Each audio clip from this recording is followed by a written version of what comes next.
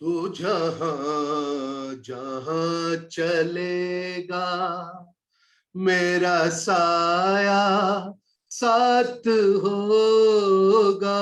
मेरा साया मेरा साया मेरा साया साथ होगा।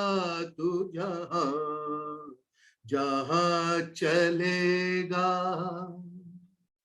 नमस्कार, मेरा नाम Hariharan Iyer, motivational speaker, corporate trainer, reiki grand master, author. और जैसे कि आप जानते हैं कि मुझे बॉलीवुड संगीतकारों से बहुत बेहद प्रेम प्यार है और मैं बहुत फॉलो करता हूं। मैं एक म्यूजिक के ऊपर एंटरटेनर शो भी करता हूं। तो आज मैंने सोचा कि I should pay a small tribute to the great Lata Mangeshkar.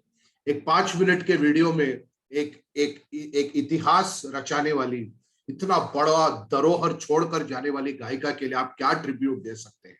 But as a common man मैं कोशिश करूंगा कि इस छोटे से वीडियो में एक आम आदमी के तौर पर, जिन्होंने लता जी को बचपन से ऑल इंडिया रेडियो में वो गोल्डन एरा के सिंगर्स को सुनकर मैं बड़ा हुआ हूं। मेरा ये पूरा जनरेशन साथ में बड़ा हुआ है। ऑल इंडिया रेडियो से लेकर चित्रहार, दूरदर्शन से लेकर फिर यूट्यूब चैनल तक हमने लता जी के गाने सुने हैं।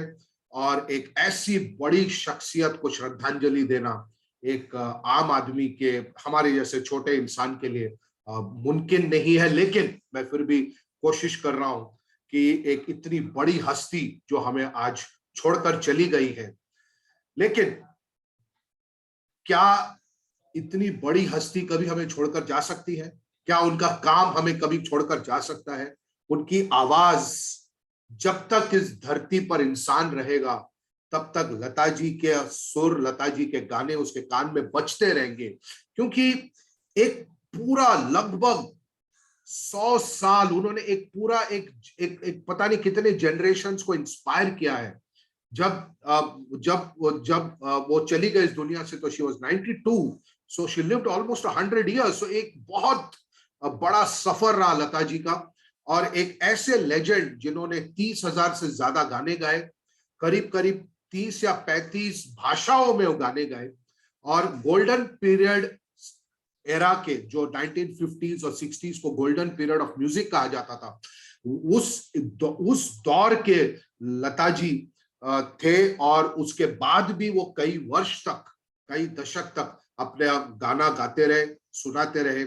और फिल्मी हीरोइंस बोलते थे कि हमको हमारे गानों को लता जी की आवाज में ही पिक्चराइज कीजिए। म्यूजिक डायरेक्टर्स लता जी को गवाना चाहते थे ज्यादा से ज्यादा।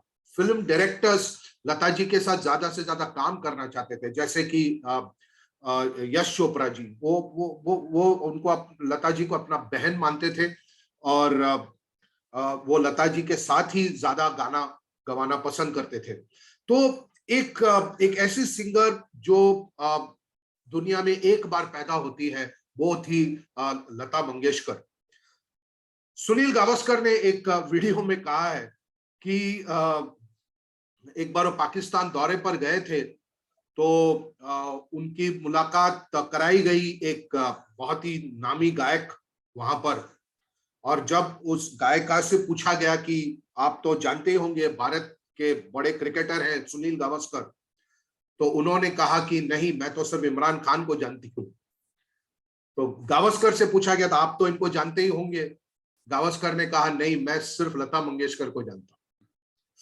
तो लता मंगेशकर हमारे चित्त का हिस्सा बन गए। वो सिर्फ एक इंसान नहीं थी, एक संस्था थी। संस्था से भी बढ़कर मैं कहूंगा that she was a part of our consciousness. हमारे डेली जीवन का वो एक हिस्सेदार थी, एक भागीदार थी।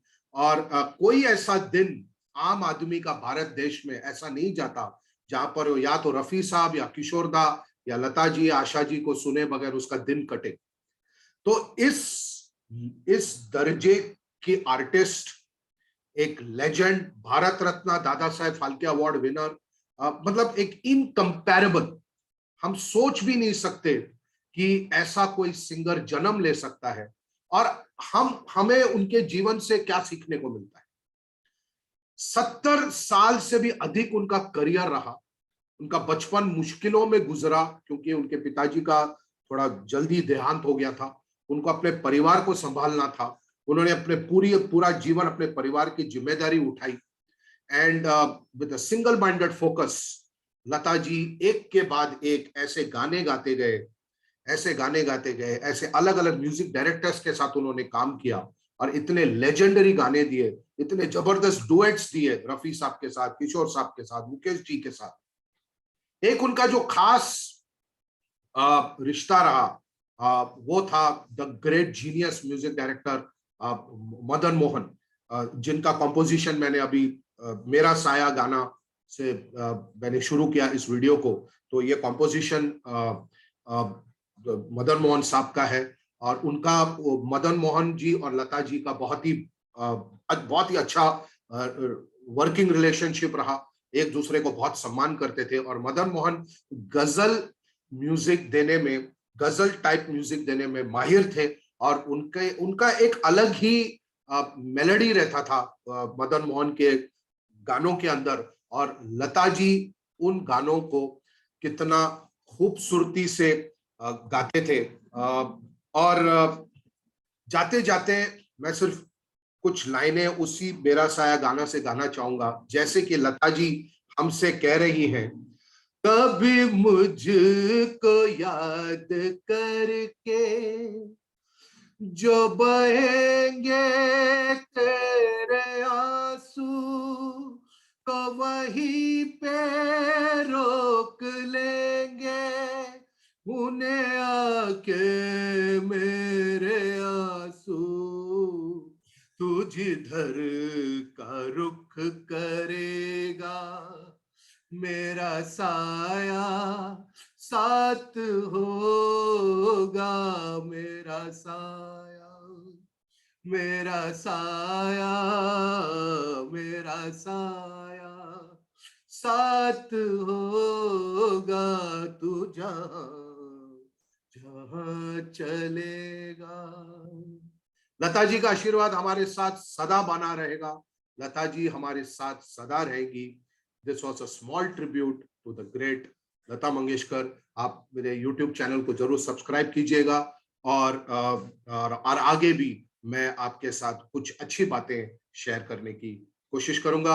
आप अपना जरूर ख्याल रखिएगा और हम फिर से बहुत जल्द मिलेंगे और एक और विषय के साथ मैं आपके समक्ष प्रस्तुत रहूंगा। धन्यवाद। Thank you very much for watching this video and for being with me.